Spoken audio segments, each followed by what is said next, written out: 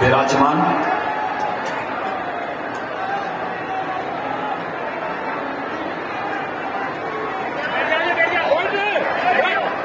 पूज्य मुरारी बापू जी, इस संपूर्ण कार्यक्रम के आयोजक पूज्य सतवा बाबा महामंडलेश्वर संतोष दास जी महाराज, पूज्य संतजन और ललितपुर के बुंदेलखंड से आए हुए सभी श्रद्धालुजन,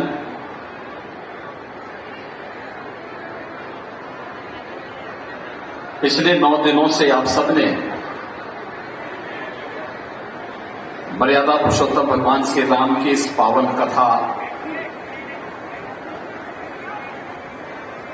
श्रवण का आनंद पूज्य बापू के श्रीमुख से किया है। बुंदेलखंड तो भक्ति और शक्ति का एक महासंगम है और यह भी संजोगी होगा, किसी बुंदेलखंड के चित्रकूट में भगवान राम ने अपने वनवास काल के सर्वाधिक समय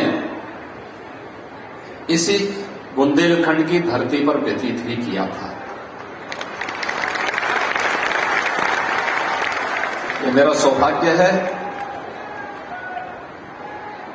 कि इस पावन कथा में मुझे भी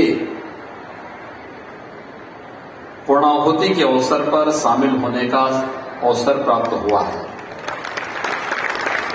मैं इसके लिए पूज्य बापू का और सतवा बाबा जी का हृदय से धन्यवाद करता हूं। भाइयों बहनों, मर्यादा पुरुषोत्तम भगवान श्री राम की कथा ये वास्तव में भारत की कथा है, भारत के प्रत्येक परिवार की कथा है और भारत के प्रत्येक मानस के हृदय में रसी बसी मानवीय कथा है जो हमें जीने की एक नई प्रेरणा देता है। संकट के समय चुनौतियों से जूझने के लिए एक नया मार्ग दिखाती है और बड़ी से बड़ी चुनौती में हमारे देश के लिए, हमारे धर्म के लिए, हम सब के लिए एक राह दिखाने का काम कोई करती है तो वह भगवान श्री राम की पावन कथा करती है। और इस पावन कथा में पिछले 9 दिनों से बापू के श्रीमुख से आप सबको सुनने का आनंद प्राप्त हुआ है। मैं इसके लिए आप सबका हृदय से अभिनंदन करता हूं, आप सबका स्वागत भी करता हूं।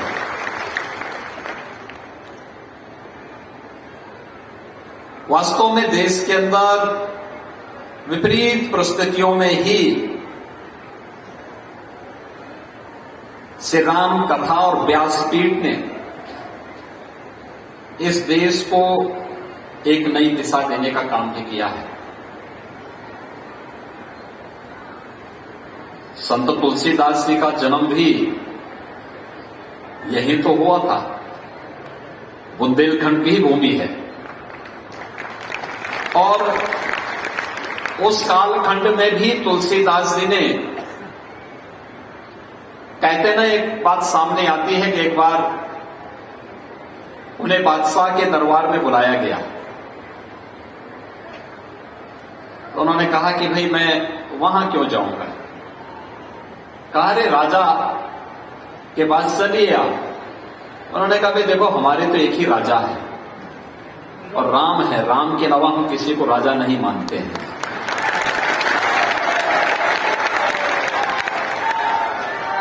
ये भगवान राम की ही कृपा है।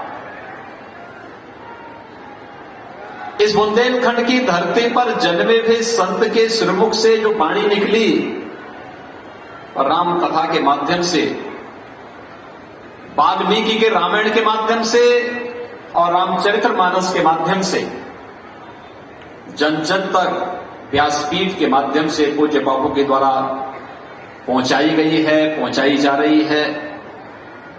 और हम सब के लिए सौभाग्य की बात है कि जब अयोध्या में राम जन्मभूमि भव्य मंदिर निर्माण का कार्य अपनी चरमता की ओर बढ़ रहा है, और उस समय तो ललितपुर की धरती पर, ललितपुर के बारे में कहते हैं कि ललितपुर नहीं छोड़ियो,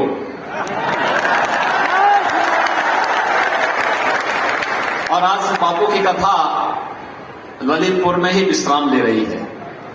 मतलब साफ है, भगवान राम का भव्य मंदिर का निर्माण बहुत शीघ्र होने वाला है। लेकिन उसके अनुरूप हमें बनना होगा। राम राज्य का मतलब, भगवान राम के भव्य मंदिर का मतलब भगवान राम के अनुरूप राष्ट्र का मंदिर, जहां किसी के साथ कोई भेदभाव न हो, जहां किसी के सामने अभाव न हो, जहां किसी के सामने किसी भी प्रकार की कोई भी बुराई के लिए कोई स्थान न हो। ऐसी आदर्श व्यवस्था शासन केवल सहयोग कर सकता है, लेकिन समाज जब उसकी अगुवाई करेगा तो ऐसी आदर्श व्यवस्था भी भारत के अंदर वर्तमान में बन रही है। भाइयों बहनों, गरीबों के लिए मकान बन जाना, गरीबों के लिए स्वास्थ्य की सुविधाओं का हो जाना, इस सदी की सबसे बड़ी महामारी के दौरान फ्री में टेस्ट, फ्री में उपचार, फ्री में वैक्सीन और फ्री में हर गरीब के लिए राशन की व्यवस्था भी तो सरकार के द्वारा की गई है। यही तो राम राज्य है। कोई भेदभाव तो नहीं हुआ ना। और बुंदेलखंड की तो जो सबसे बड़ी समस्या थी, मैं कल से आया हूं बुंदेलखंड में,